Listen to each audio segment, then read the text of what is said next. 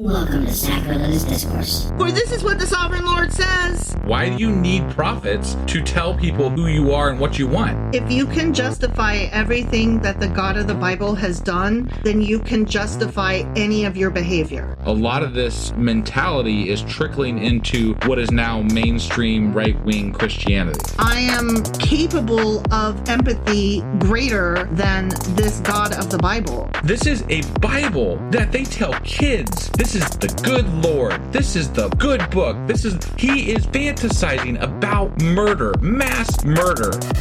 Head over to sacrilegiousdiscourse.com right now to find out how to leave us a review or support us on Patreon.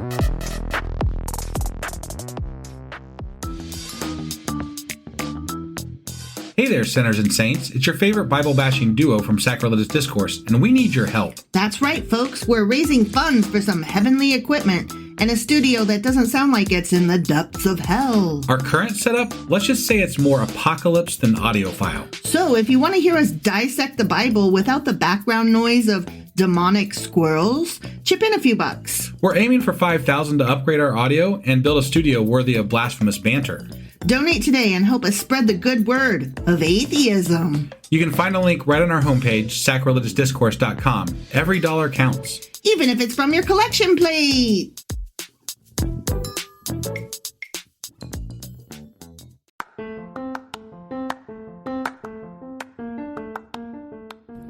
Welcome to Sacrilegious Discourse. I'm husband. And I'm wife. Together we're reading the Bible for the very first time. We grew up without religion and wanted to know what all the fuss was about. Well, what have we learned so far? That God is a dick, and apparently some people believe in talking donkeys? We're not trying to pass ourselves off as experts. Nope, we're just reading the Bible for the first time and giving our first take reaction. If you'd like to join us in this venture, you might consider starting at episode 1. Otherwise, jump in wherever you like. All right, let's go read the Bible. Yeah, let's get to it.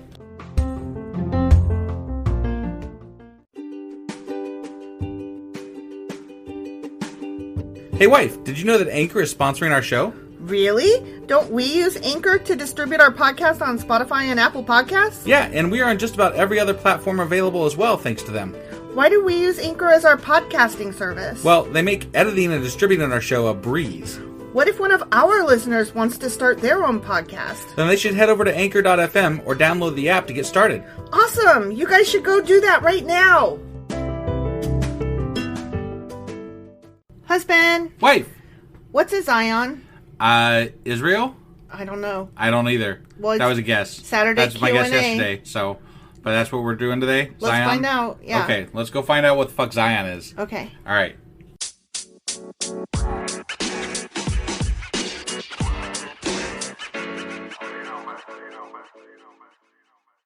Okay, so Zion. Zion. Okay, so I'm really glad that we're talking about Zion because it apparently becomes more of a thing that's mentioned a lot, but Okay. we have just crossed our first reference to it. Sure.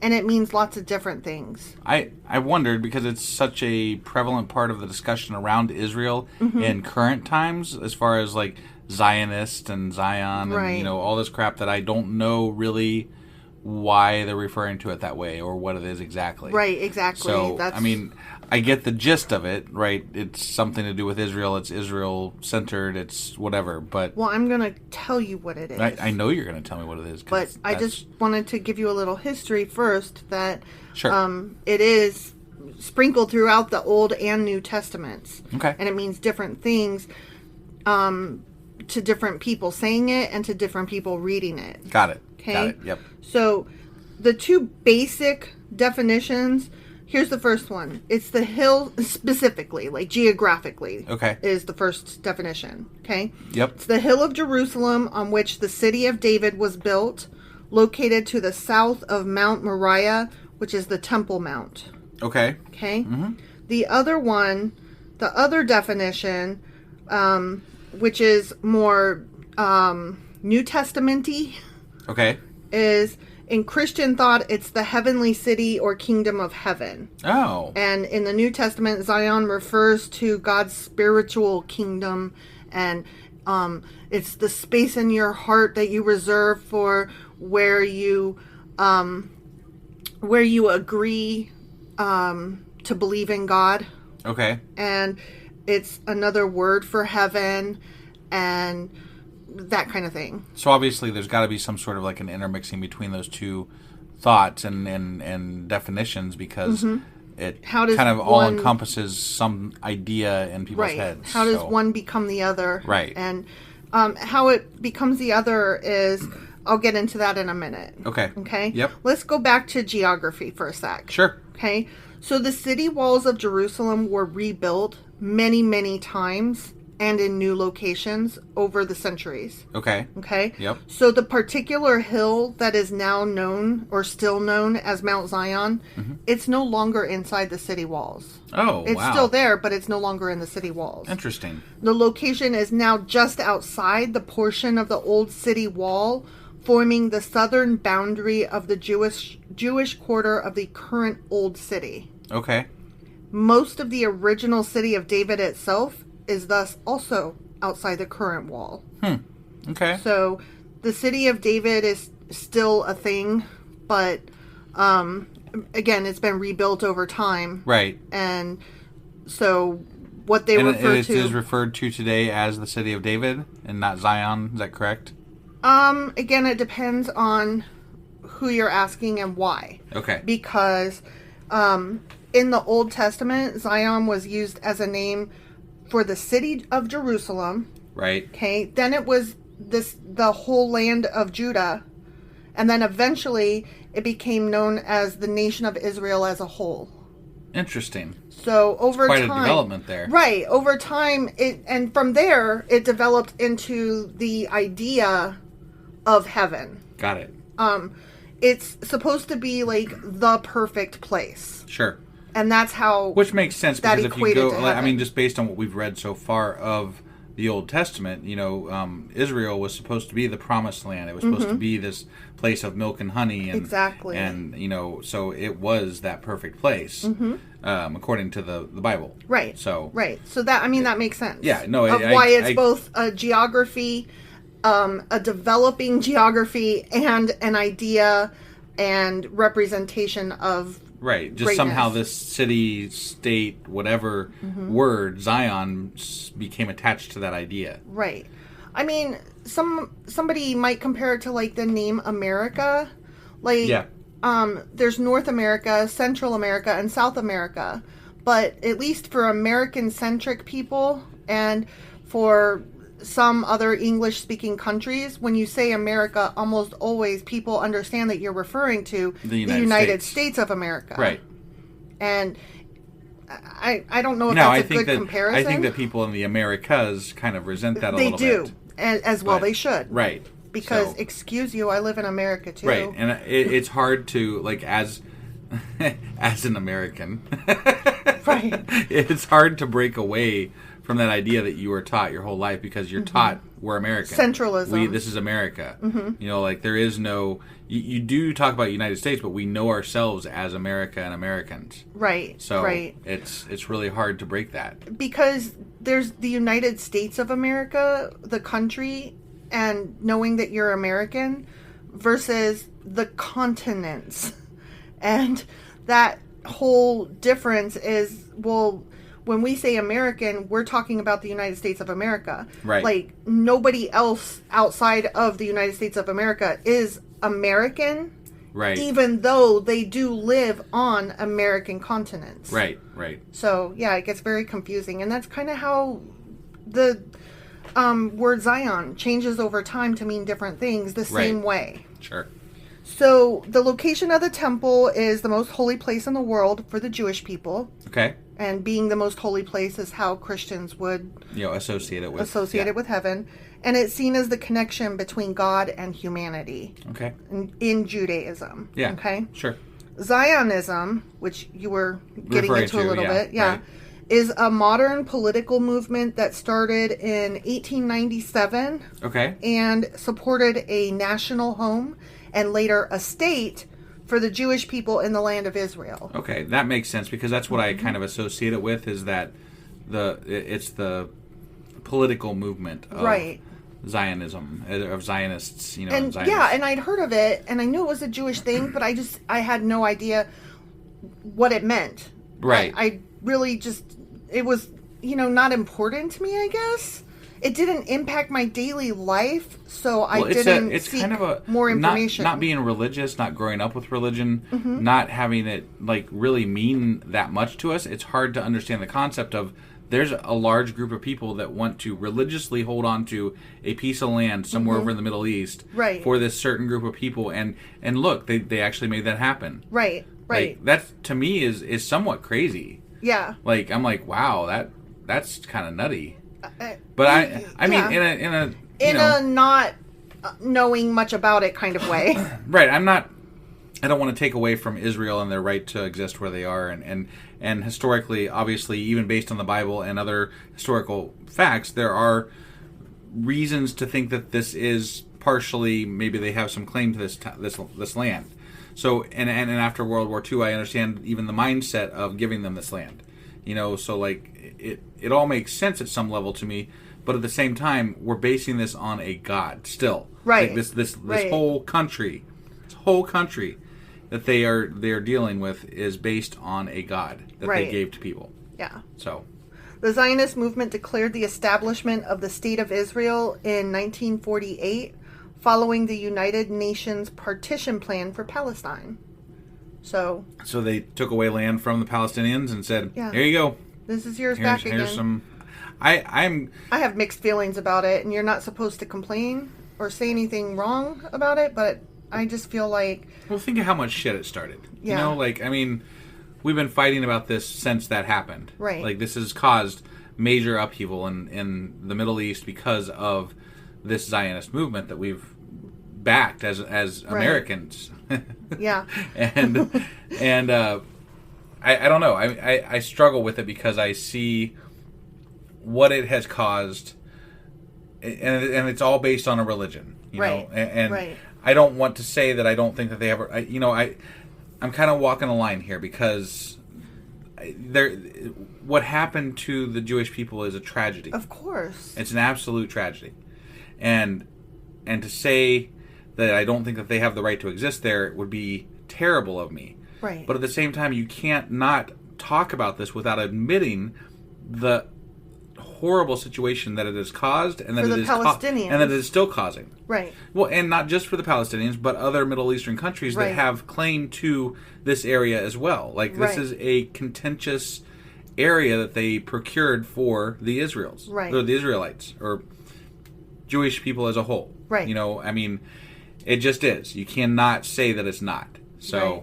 and this is a very touchy subject to talk about. Like, you can't, if you say the wrong thing, you get in trouble, and Well, whatever. It's not that So- you get in trouble. You get painted as being anti-Semitic. Right. And I don't know if this is an anti-Semitic view or not. I don't want to be the person that says, I'm not racist or I'm not anti-Semitic, because I don't know, maybe I am not meaning to, but maybe I do hold some ideas that are not correct. I don't think that. I mean, so I look at this. I look at this from a humanitarian standpoint, in my opinion. Mm-hmm. And again, this is my opinion. Mm-hmm. But my opinion is that, generally the people with the big guns are Israel right now over there, and they are shitting on the Palestinians, and they're not working, real hard to get them a clear state of their own. Right. And right. again, have they done terrorism? Sure, but if you were held hostage in a land that used to be your own, Mm-hmm. wouldn't you feel upset too? Well, of course. That's just, I can't imagine. I can't even imagine what they go through. I don't know. I mean, I definitely, this is something that I think we've discussed, you and I, that we want to dig into this more as far as that relationship down the road through this podcast, because I want to understand it as much as I possibly can, especially given the material that we're reading. Right. Because I think it's very, very important to understand this as a present tense understanding of what the Bible is about, what it is doing, how it sits with current historical events and recent historical events. Right. It's very important. And I didn't really expect that I was going to be relating any of this to modern day geography and politics, quite honestly. When we Right. started this podcast, I had no idea that I would be... That was all my fault. I went there, so... No. I mean, it's... No, not this episode. This podcast as a Bible. whole. Yeah, the whole thing. Yeah. I was expecting, like, we're just reading the Bible and we're reading Bible stuff. Period. The end. You and I have talked before, and history is ever present. Like, you can Right. trace so many things back, so many generations, and the Bible is just one more of those things Right. that takes us back way further than a lot of the things that we've discussed, like slavery and different things that affect us still to this day in our country. Mm-hmm. But the Bible still affects us from thousands of years ago. Mm-hmm. Very much so. It Very much shouldn't, so. but it does. The fact of the matter is it does. Right. So it's still relevant. Things that happened thousands of years ago are still relevant because of our current take on what religion is and how it is treated. Right. Exactly. So getting back on track, though. Yeah, sorry. I went way off the rails. Zion is one of the names according to Jerusalem in Arabic and Islamic tradition. So I found that interesting because, remember I told you it depends, what Zion is, depends on who you're asking and whether you're talking about geography or history or Christianity or, Right. you know what I mean? Yeah. No, yeah. Within the Latter-day Saint movement, Zion is often used to connote a peaceful, ideal society, and it has to do with a lot of saints and stuff. Similar ideals to what... Yeah. Okay. The origin of the word seems to predate the Israelites. Really? Yeah. Interesting. There was some mention of Hittites and a bunch of other people that I didn't mark down because... Well, we talked about early on that, the Israelites may have sprung from one of these other groups in that same The area Canaanites. too. Right, yeah. I mean, it's not... Anyway, there was definitely intermixing because even in the Bible there was intermixing between these groups. Right. As much as they don't want to admit it, they do still admit it. Right. So exactly. it's there, It is there. So I don't know where the word itself came from. Sure. And most scholars today don't either. Got it. Today, Mount Zion refers to a hill south of the old city's Armenian quarter, not to the Temple Mount. Got it. Okay. They're separate. Got it. And, most interesting, final fact of the day, Yeah. King David's tomb is located upon the hill currently called Mount Zion. Interesting. So, do we actually know that is actually King David's tomb, I guess? Apparently. That's really kind of cool. I mean, we haven't got to David dying yet, so Right. I didn't go look into that more, but I will file that away as something to check out. I mean, at least for maybe the end of the whole David thing, Yeah. like that might be really interesting to look into because Sure. if we actually know where this dude is buried, like for real, Yeah. like that's Get the fuck kind outta of here. Pretty fucking cool, Right? Historically speaking, like Like, I don't know if his bones are in there, but it is believed that that is his actual. that is his tomb. Yeah. That is where people would go to celebrate or Right. whatever. Yeah.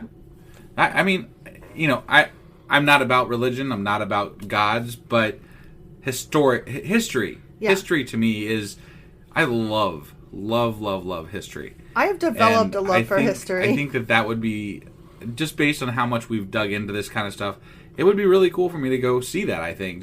Just to like, be like, huh? wow, that's we that's read about that, we you read know, about like, that guy. That's from thousands of years ago. Right. Like that's just amazing. Yeah. So, yeah, that was all. I was just Well, that's all I got for you today. Okay. Well, I'm not gonna go any further on about my I feel like- history. I feel like I might have Stuff. opened more doors than I closed. I think you might have. Yeah, I'm definitely like more intrigued to learn more about it now. But that's what this is about. This is Yes. about making the journey and finding out what we can find out about things. So And we will be reading more about Zion both in the Old and New Testament. So let's try to keep a reminder in our heads of what does that Zion mean is, again? and yeah, okay, But yeah. for now, it's interchangeable with Jerusalem. sure. Okay? Yep. All right. Well, that was our Q&A, and tomorrow we are doing our book club, Yes. and we will be doing our Weekly replay. weekly replay. Yes, Mm-hmm. and then on Monday we will be back with 2 Samuel chapter. 6. All right. But as far as the book club goes, if you are going to keep up, we are reading through page 32 of Asimov's Guide to the Old Testament and New Testament. Yeah, so if you've been slacking, get on that shit right now. I'm about halfway through the reading, so guess what I'll be doing? I know what you'll be doing. All right, we will talk to you guys tomorrow. Yep, bye.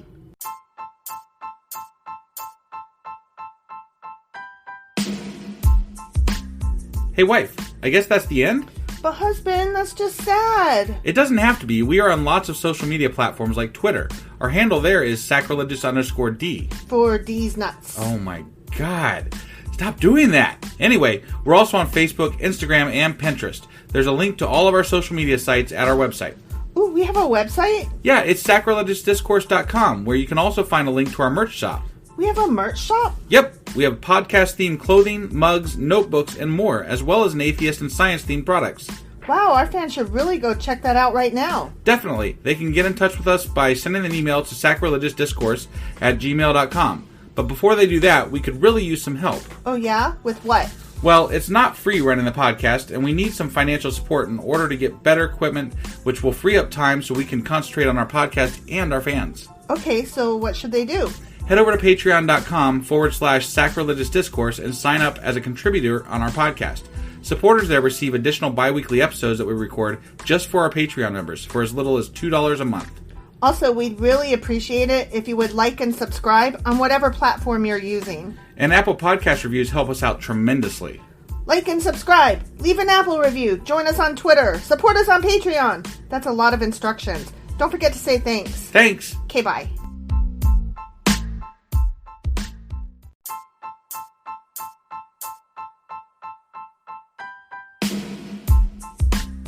Hey, wife, I guess that's the end?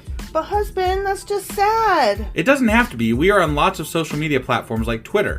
Our handle there is sacrilegious_D. For D's nuts. Oh my God.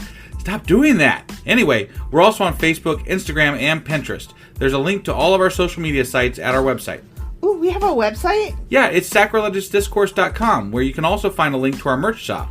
We have a merch shop? Yep, we have podcast-themed clothing, mugs, notebooks, and more, as well as an atheist and science-themed products. Wow, our fans should really go check that out right now. Definitely. They can get in touch with us by sending an email to sacrilegiousdiscourse@gmail.com. But before they do that, we could really use some help. Oh yeah? With what? Well, it's not free running the podcast, and we need some financial support in order to get better equipment, which will free up time so we can concentrate on our podcast and our fans. Okay, so what should they do? Head over to patreon.com/sacrilegiousdiscourse and sign up as a contributor on our podcast. Supporters there receive additional bi-weekly episodes that we record just for our Patreon members for as little as $2 a month. Also, we'd really appreciate it if you would like and subscribe on whatever platform you're using. And Apple Podcast reviews help us out tremendously. Like and subscribe. Leave an Apple review. Join us on Twitter. Support us on Patreon. That's a lot of instructions. Don't forget to say thanks. Thanks. Okay, bye.